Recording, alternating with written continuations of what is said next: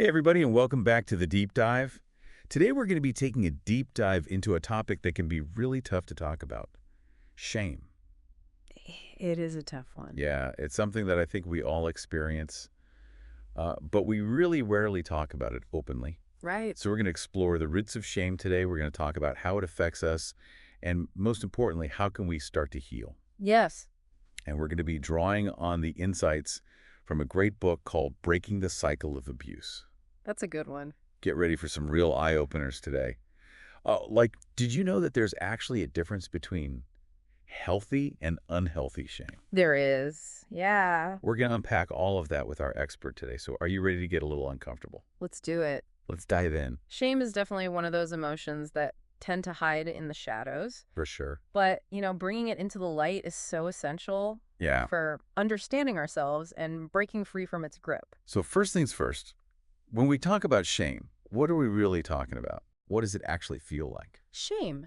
At its core, it's that feeling of being exposed, like you're flawed Right. or unworthy. Yeah. And it's not just, feeling bad about something you did, it's feeling bad about who you are as a person. Yeah. It's like that deep down feeling of badness. Exactly. Yeah. And oftentimes it can even manifest physically. Like you might notice yourself hunching over, maybe avoiding eye contact, literally wanting to disappear. Oh, yeah.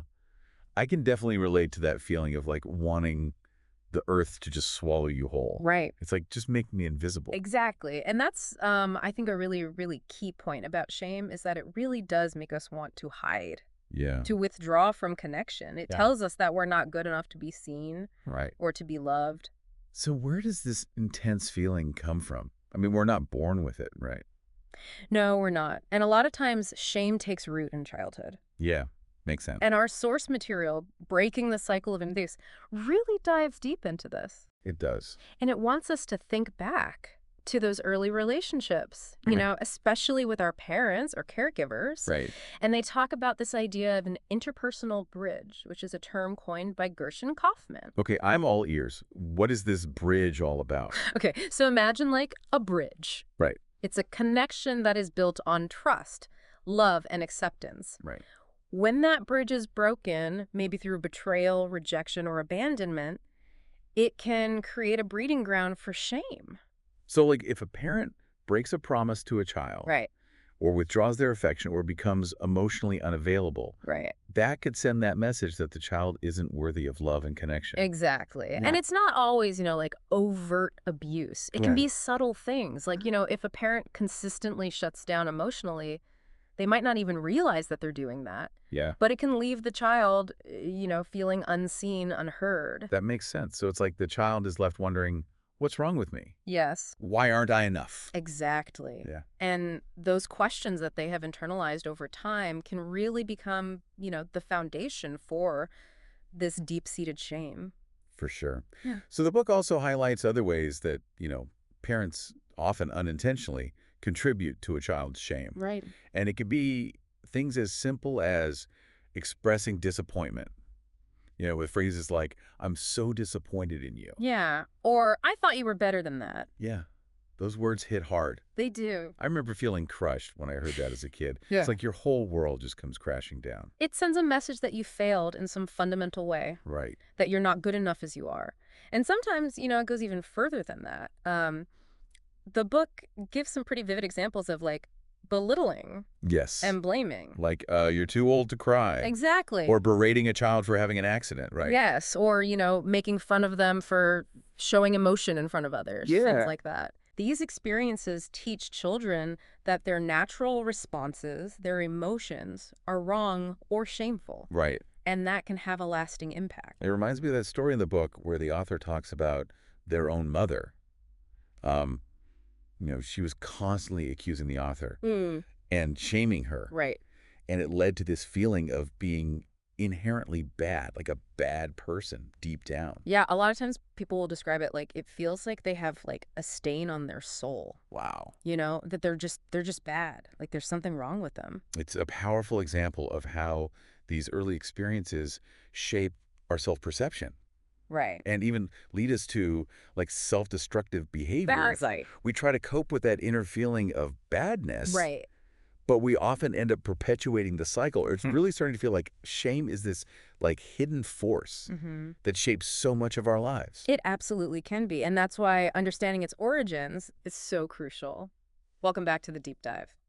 Before the break, we were talking about how those early experiences with shame can really lay the groundwork for how we navigate the world as adults. Yeah, it's like those messages that we internalized as children, they kind of become part of our operating system, Right. even if they're not serving us very well. Exactly. And breaking the cycle of abuse really does shine a light on how this plays out Yeah. in our adult relationships and behaviors. And the book talks about shame-bound individuals. Okay. These are people who are trapped in a cycle of shame. That kind of permeates their entire lives. Sheen-bound individuals. So paint me a picture here. What are the signs? So imagine someone who's constantly battling these feelings of worthlessness, Okay. self-hatred. They might be incredibly defensive or quick to anger, or they have a tendency to kind of sabotage their own success. It's like they're carrying around this heavy weight of shame Yeah. that they just can't seem to put down. Precisely. And that weight a lot of times stems from those experiences in childhood. Yeah. Abuse, neglect, humiliation. You know, situations that just erode their sense of self-worth. So they use anger as a shield Yeah. to keep others from seeing their vulnerability. Exactly. It's a way of protecting themselves from further pain. But that anger, while it can be protective, it can also be incredibly destructive. It can lead to these abusive patterns in their own relationships, Right. you know, pushing away the very people that might offer them love and support. It's heartbreaking to think about how this cycle kind of perpetuates itself. Right. The book also mentioned contempt as a common pattern Yeah. among shame-bound individuals. So how does that fit in? Contempt is essentially viewing others as inferior or unworthy. Okay. It's kind of this way of elevating yourself while you're putting other people down. You know, it's a defense mechanism that says, I'm not the one who's flawed. Right. It's you. It's them. So it's a way to deflect shame outward Yes. to avoid looking inward at our own perceived flaws. You got it.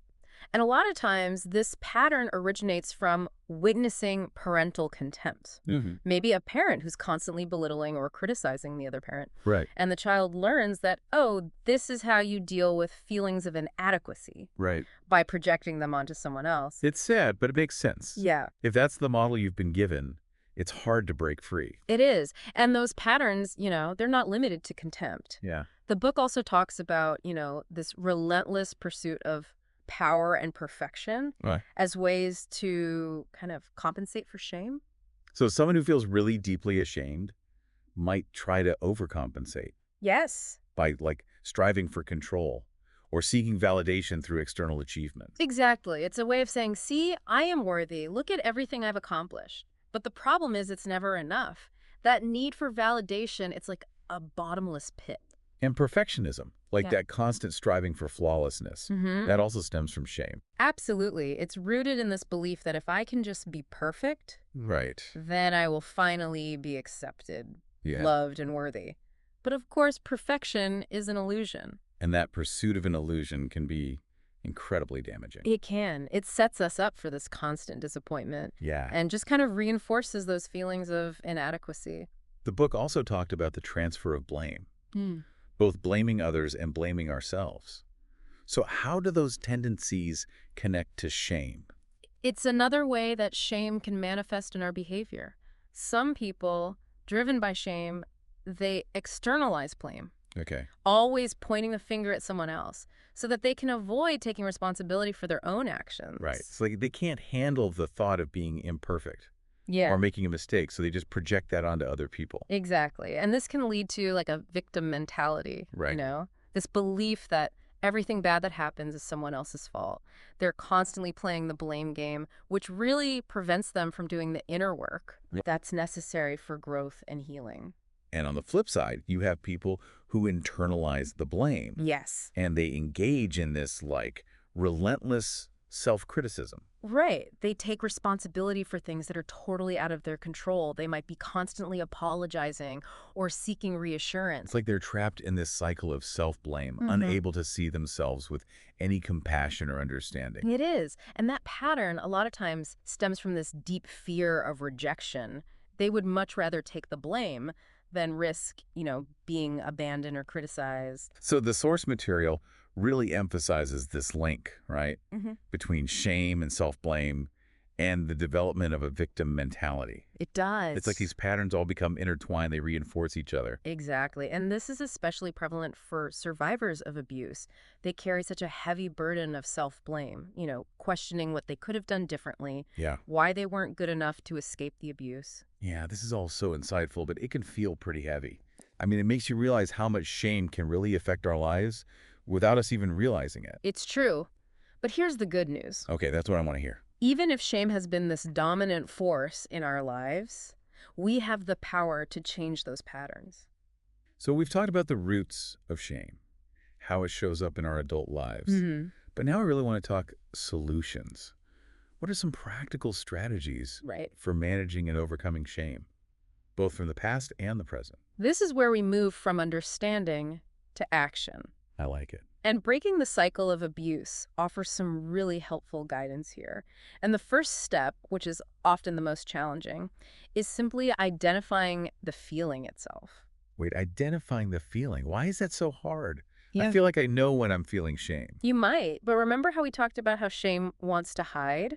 Right. It can be so uncomfortable that we become experts at denying it, Oh, okay. pushing it down, Yeah. or mislabeling it as something else. Right, like anger or sadness. Exactly, anxiety, yeah. So we're basically masters of disguise when it comes to shame. We can be. Got it. And that avoidance, it only keeps us stuck. Yeah. So the first step is paying attention to the signs, the clues that tell us that shame is present. Okay. So what are some of those telltale signs? What should we be looking out for? So pay attention to your body. Okay. What physical sensations are you feeling? That desire to hide, the tightness in your chest, that feeling of just wanting to disappear. Also, notice your language. Do you find yourself saying things like, I just want to crawl into a hole and die, or I'm so embarrassed I could die? Okay, yeah. Those are pretty clear indicators. Oh, yeah. I've definitely caught myself saying those things. And once you've kind of identified the feeling, the next step is to determine the message. Wait, shame has a message. What do you mean by that? Think back to that difference between healthy and unhealthy shame. Remember how we talked about healthy shame acting as a guidepost? Right. Reminding us to course correct when we've strayed from our values. Right. Like a gentle nudge in the right direction. Exactly. It might feel uncomfortable, but it ultimately serves a purpose. It motivates us to become better versions of ourselves. Unhealthy shame, on the other hand, is toxic. It's based on those false beliefs that we internalized, often stemming from those early experiences Right. of criticism, rejection, or abuse. It's like carrying around a backpack full of rocks. Yes. That someone else put in there, Exactly. weighing us down with their judgments and expectations. I love that analogy. And that weight can be incredibly debilitating. It can lead to those shame attacks that we talked about earlier, Yeah. where you're just flooded with these feelings of worthlessness and despair. Okay, so how do you differentiate between the two? How do you know if the shame you're feeling is healthy or unhealthy? It's a great question, and it does require some self-reflection. Yeah. And I think one of the first places to start is by asking yourself, what is this shame telling me? Is it prompting me to make a positive change, or is it leaving me feeling completely defeated? So it's about looking at the impact the shame is having. Yeah. Is it motivating me or is it paralyzing me? Yes, and also asking yourself, is it based on something I did, like a specific action? Or is it a reflection of who I believe I am at my core? So like if I mess up at work and I feel shame, Mm-hmm. but it motivates me to do better next time, Right. that might be healthy shame. Yeah. But if I feel shame about like my appearance and it just makes me want to hide away, Mm-hmm. that's more likely unhealthy shame. Exactly. Okay, You're getting it. got it. It's not always easy to discern, but those questions can help you start to untangle the threads. This is really making me think. So what happens after we've identified the feeling and determined its message? Okay. What's the next step? So this might sound counterintuitive, but it's about allowing yourself to actually feel the emotion Okay, without letting it consume you. And this is where mindfulness comes in. that sounds really tough. Yeah. I mean, isn't the whole point to avoid feeling shame? It is. It's the natural instinct is to just run from it. I know. But trying to suppress it or deny shame, it only gives it more power over us. Mindfulness is about acknowledging the feeling without judgment. Okay. Observing it with curiosity rather than fear. So instead of saying, I shouldn't be feeling this, you say, Yeah, okay, this is here. I see you, shame. exactly. It's like allowing a wave to just wash over you without getting pulled under. Yeah. It takes practice, but the more we can kind of like observe that shame without judgment, Yeah. the less power it will have over us. So the book offered some advice, right? Mm-hmm. For navigating those moments when shame feels really overwhelming. Yeah. Things like talking to a trusted friend or journaling. Yeah, those are great strategies. Yeah. Talking to someone who loves and accepts you can provide that much needed perspective and reassurance. Yeah.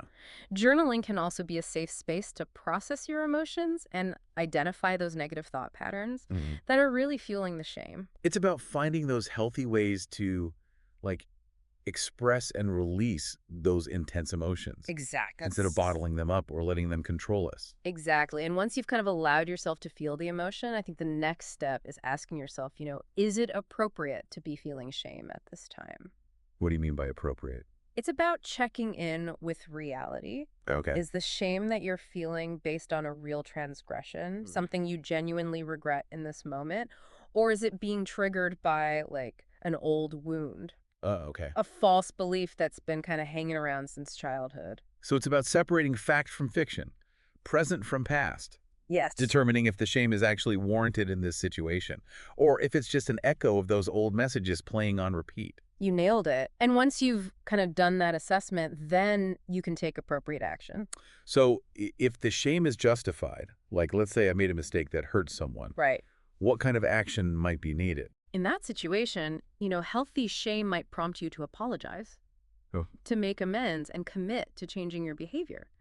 It's about taking responsibility and righting the wrong. So it's like taking ownership of our actions and using the shame as kind of fuel for positive change. Precisely. And if the shame is rooted in, like, an old wound or a false belief, maybe that voice from your past that's telling you you're not good enough, then the action might involve, like, challenging those beliefs and practicing self-compassion. It's like saying, thank you for sharing, inner critic, but I'm not buying what you're selling anymore. Exactly. It's about replacing those old negative messages with a more compassionate and realistic view of yourself.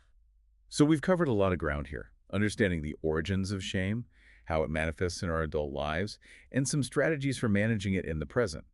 But what about healing the shame that stems from our past, particularly from childhood abuse or neglect? That feels like a whole other level of complexity. It is, and it's an essential part of that healing journey. And we're going to dive into that next time. Stay tuned. Stay tuned for part 3, where we explore specific techniques for addressing past shame and cultivating self-compassion. Welcome back to the Deep Dive. We've been having such a great conversation about shame. It's been fascinating, right? It really has. Talking about the origins of shame, how it shows up in our lives, ways to kind of manage it in the present. But now I'm really interested in that healing piece. Right. Healing that shame that lingers from the past, especially for those who have experienced childhood abuse or neglect.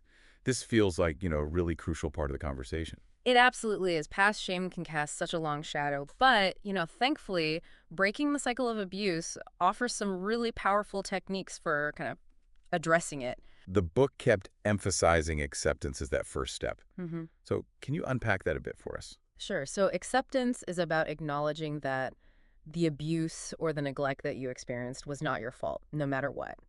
And it's about really releasing that burden of self-blame that so many survivors carry. That can be a really difficult concept to grasp, though. It is. Especially if you've internalized those messages of, I wasn't good enough, or I should have done something differently. It is. It's a process. Yeah. And it takes time. And the book suggests this really interesting technique to kind of help with this. And it's spending time observing innocent children. Observing children, how does that help with accepting past abuse? So it's about reconnecting with your own childhood vulnerability. Okay. By seeing, the innocence and the helplessness of a child, you can start to see yourself reflected in that image. And you remember that you, too, were once a vulnerable child who deserved protection and care, not harm. I love that. It's like looking through a window into your own past, right? Yeah. Remembering that you weren't born with that shame. It was placed upon you. Exactly. And that shift in perspective can be so powerful in kind of breaking down those walls of self-blame. The book also talked about the importance of sharing your experiences Yeah. with trusted individuals. which I imagine is a huge step for a lot of people. It is. Breaking the silence can be terrifying, but it's often a turning point in that healing journey. It's about reclaiming your voice and your story. What advice would you give to someone who's considering sharing their story but is maybe hesitant or scared? First and foremost, I think it's important to choose your confidants wisely. Yeah. Find someone you trust completely, someone who's going to listen to you with compassion and without judgment. It might be a therapist, a close friend, a support group, a family member who's earned your trust. The key is, to feel safe and supported. It's about finding that safe space to finally be heard and believed. Exactly. And as you share your story, you might find that you're also releasing some of that shame that you've been carrying. It's like you're letting go of a secret that's been weighing you down for years. Speaking of releasing shame, I have to ask about one of the kind of most intriguing techniques in the book, and that's giving back the abuser's shame. Yes. So can you tell us more about that? Absolutely. This is a visualization exercise that can be incredibly powerful in kind of separating yourself from the abuser's actions and reclaiming your own innocence. Okay, walk us through it. I'm all ears. Okay, so first, find a comfortable position, close your eyes, and take a few deep breaths to center yourself. Then, imagine looking inside your body, searching for any shame or bad feelings that might be kind of lurking there. So it's like you're taking inventory of your emotional baggage. Exactly. Once you've kind of located those feelings, imagine reaching down and pulling them out one by one. And as you do this, give them a shape, give them a color, give them a texture, like make them as vivid as possible. So you're really bringing these abstract feelings Yeah, into like a concrete form. right. And once you've gathered them all, picture yourself hurling those feelings back at the abuser, releasing them with this powerful throw. The book even suggests, making a physical throwing motion with your arms as you do this. I love that, like a symbolic act of reclaiming your power. It is. And as you throw those feelings back, say out loud, take back your shame. It's not mine. It's yours. And repeat that until you truly feel that weight lifting from your shoulders. Wow, that's powerful. It's like you're saying, I refuse to carry this burden any longer. Right.